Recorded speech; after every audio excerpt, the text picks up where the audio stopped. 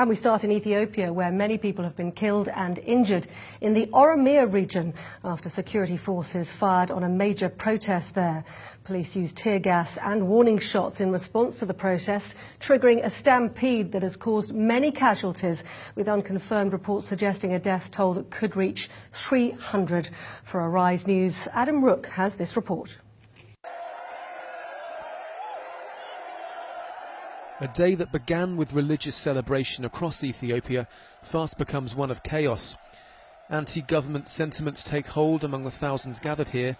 Police fire tear gas and warning shots in response. As tensions rose, military helicopters flew above the crowd at low altitude in what was seen by many as an effort to intimidate the gathering crowd. While there has been no independent confirmation, some activists are quoted as saying nearly 300 people have been killed and many more injured. An estimated total of 2 million people were attending the annual Irecha event, considered the biggest cultural and spiritual celebration in Africa. The event took place in one of the country's most sensitive regions, Oromia, which has seen several months of sometimes deadly protests demanding wider freedoms. Ethiopia's government has acknowledged deaths during the event, saying in a statement that lives were lost, adding those responsible will face justice. Today's events follow months of anti-government protests in several parts of Ethiopia, and what has been seen by many as harsh government responses continues to raise international concern. Adam Rook, Arise News. Well, I'm joined now by Awol Allo, a human rights expert at the London School of Economics. Awol, welcome. What will these deaths mean then to the Oromo people, especially as only a few months ago that, according to the Human Rights Watch group in New York, over 500 people were killed in similar protests back in March?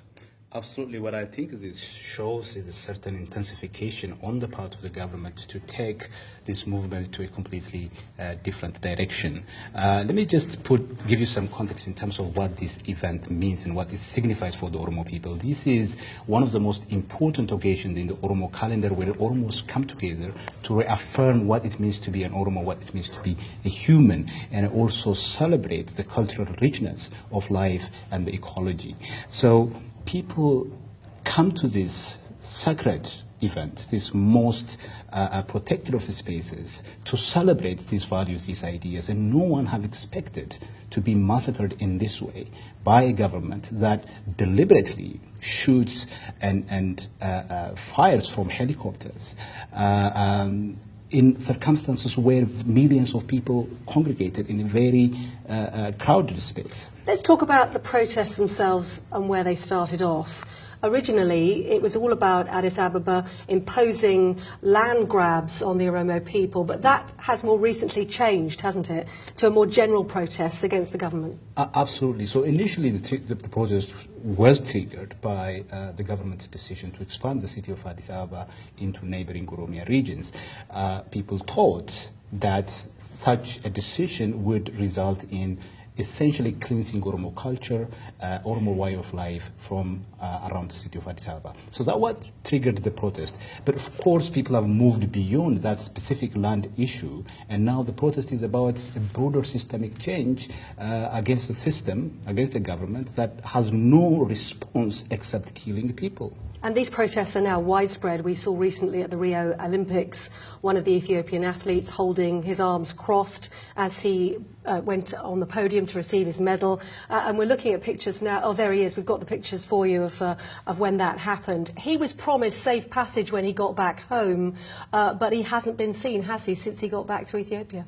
No, he didn't return to Ethiopia, actually. He is currently in the US, because there is no way that someone so high profile, someone who used such a significant stage to propel the grievance of his people into the international spotlight would go back home and be safe. There is no way that would have happened. So he didn't go back home.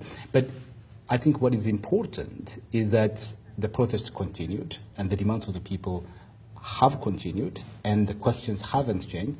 The response of the government so far is simply to use overwhelming force. And they have apologised, of course. It must be said the Ethiopian Prime Minister has apologised. But now the US has said they very much regret and are concerned about the use of excessive force against the protesters, and the UN has even offered to send in mediation. What can the Ethiopian government do to stop the bloodshed? The important point here is the Ethiopian Prime Minister is not in control. He is simply someone that is put there by the most significant element in government to present this facade of, a government that represents everyone. The apology that he offered was a very qualified apology. There was no commitment, for example, to carry out a proper independent investigation into the killings.